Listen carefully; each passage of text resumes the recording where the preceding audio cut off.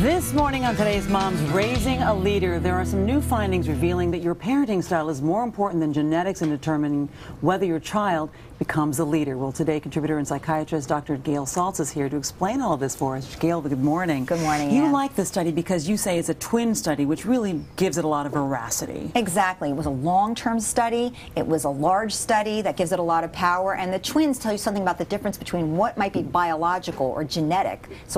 And if you look at all the data, basically 30% of what goes into making a leader could be looked back at as from genetics, as you were born with it. Okay. But that tells us that 70% has to do with nurture or environment, and parents play a huge role in that. So you can really shape a lot of who your child becomes. Does this study tell us specifically what kind of parent is more likely to influence the behavior that allows a child to lead others, to influence others? Yes, it did. It looked at parents who are what's called authoritarian, meaning they place a lot of high demands, but in a very controlling way, and they don't provide a lot of support or warmth.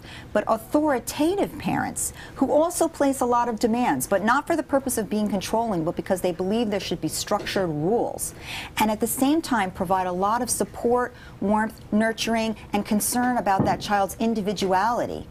Those parents produced more leaders. Let's break that down. If I say you cannot go to the store and you do not have an opportunity to question me, right, that would be authoritarian. That's right. And if I want to say you cannot go to the store, and you can say, but really, Mom, if I get to go to the store and I get to do this and this, and I promise to be back in 15 minutes, and I'm more likely to negotiate, that makes me the kind of parent that you're talking about? More authoritative, but if you said, no, you still can't go to the store, and here is why. And if the kid went on to break that rule and go to the store anyway, and then came home and you said, okay, you broke the rule, now there has to be some discipline. Let's talk about why did you break that rule? What went on? And what did you want to get? And might there have been a way you could have done that without breaking the rule? Could you have been more creative about going after what you want without having to break the rule? These are the kinds of messages that actually grew the leaders. So it is about setting rules and kids breaking smaller rules, moderate rules. Not if they broke big rules and got into big trouble, these did not produce leaders. You know, you're reminding me of my father, because he would actually get he was very, very firm.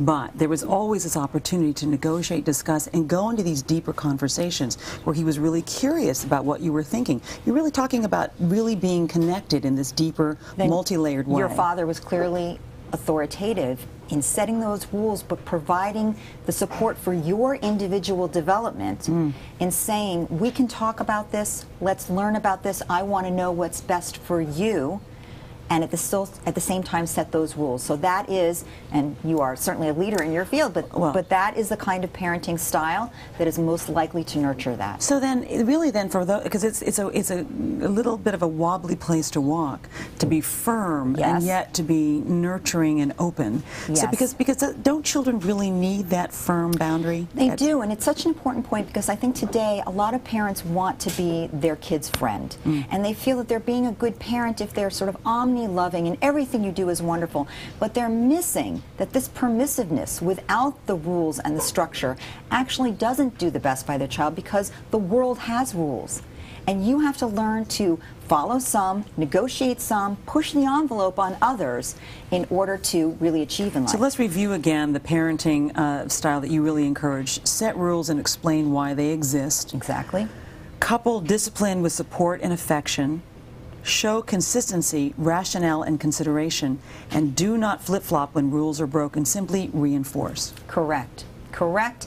So that permissive over here on the one hand, as much as we want to do it because it's more fun and it's easy and it feels good, is not really the best. And authoritarian, do it because I say so, and I'm your parent, is also not the best way to go. So be in the middle. It's a harder road. It's a harder way to navigate, but it really does pay off. All right.